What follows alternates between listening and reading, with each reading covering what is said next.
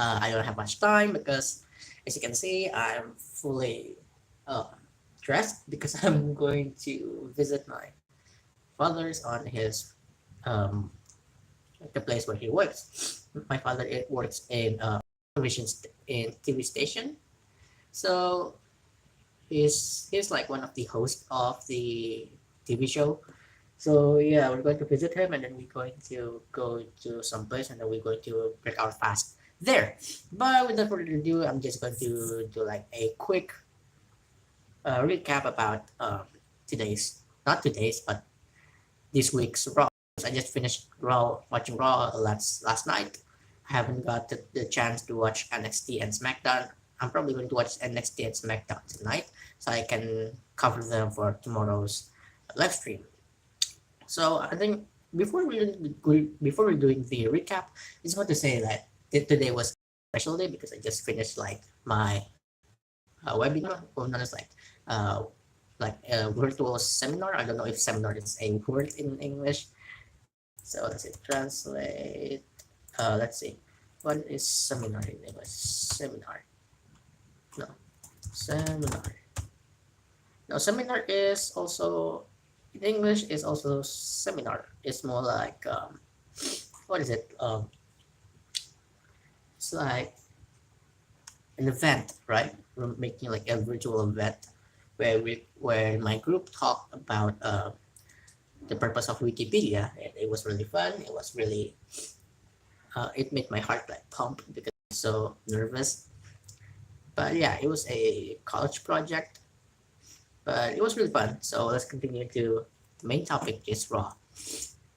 So what happened in today's Raw?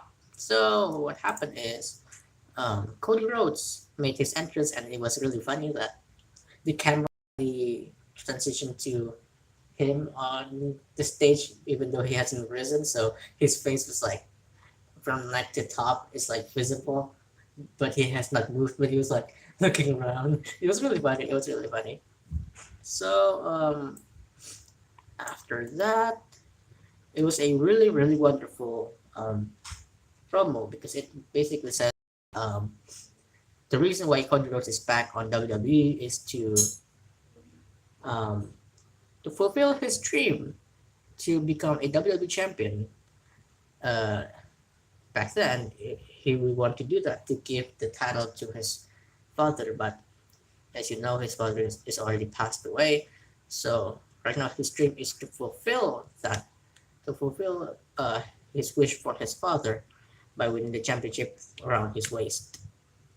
So yeah, that was a really wonderful promo, and a lot of sources said that the promo was actually not scripted. So wow, that was really amazing if it's actually not scripted. And then we got a match between. I think we got. Let's see here. Where is the episode? There you go. I'm going to mute my laptop. Okay. So after that, oh yeah, Seth Rollins came into the ring, and then I thought they're going to like do a brawl, but then Cody lent his hand, and then he said, "Shake my hand," and Nicole was like, "Shake my hand," shake his hand, and then yeah, they shook hand, and then Seth said quietly, "Welcome back." So yeah, that's pretty wholesome. And then we got a match between Sasha Banks and Naomi versus Liv Morgan and Rhea Ripley. This match was, well, typical women's tag team match. It was not fancy. It was there, and then Liv got the pin, and Rhea was mad because she gave the team the L, and then she leaves. When she leaves, Kevin Owens came to the ring saying stuff like how he's the greatest wrestler because Stone Cold beat him, and that means it took a lot to beat the greatest wrestler, which is himself. And then a somewhat familiar yet unfamiliar face came to the ring by the name of Ezekiel, but KO said that it is Elias. I mean, yeah, of course it's Elias, but he insists that he is Ezekiel, Elias's younger brother, and the crowd is like, "You are Elias," and he said, "I am not Elias," but the crowd keeps saying, "Yes, you are." It was really funny, and I think the point of this gimmick is just going to be a comedic gimmick where he keeps saying that he is Ezekiel, but everybody will keep saying that he is Elias. So I'm just interested to see where this is going to go. And then after that, we got a match between Dominic Mysterio and The Miz. This is a squash match, I could say, because it ended pretty quickly. And then after the match ended, Veer came to the ring, and I thought it was like, oh, he's going to attack The Miz, but no, he's going to attack the Mysterios. So Veer is a heel now, and I think his character is going to be like monster characters such as Braun Strowman, where he just going to wreck everyone on his way. I think so. And then what else? Bianca Blair had a promo, and her left eye was bruised really bad because when so I think there's a botch happened on WrestleMania.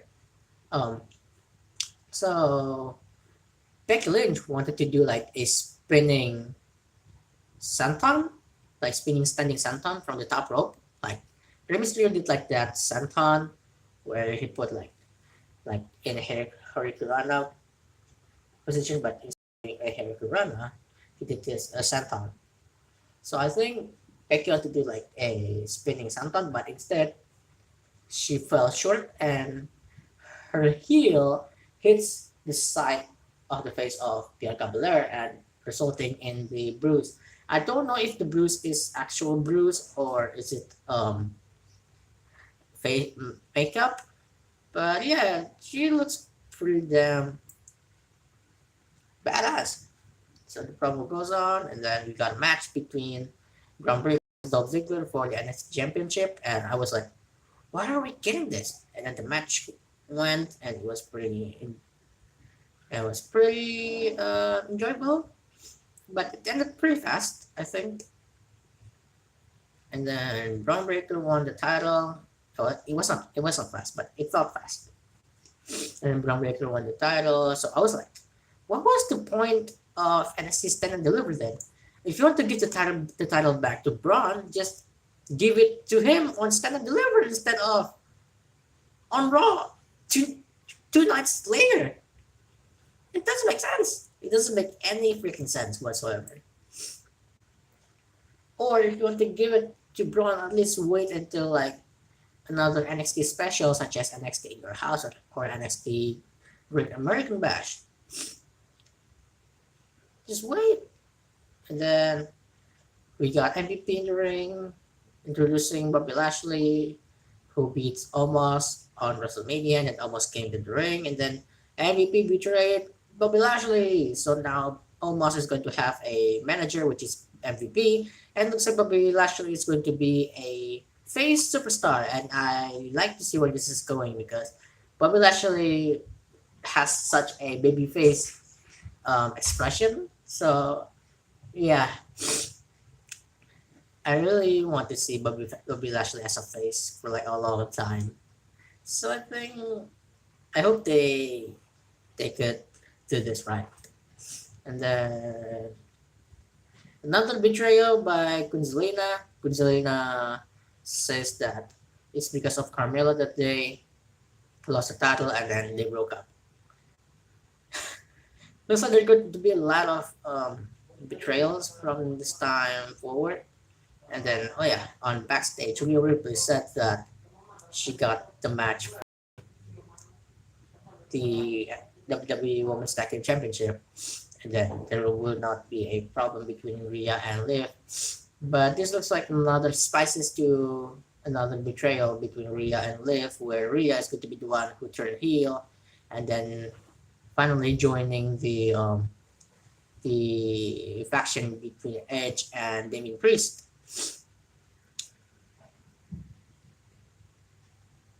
And then we got a six-man tag team match between RK Bro and Finn Balor against the Usos and Austin Theory. The match was fun.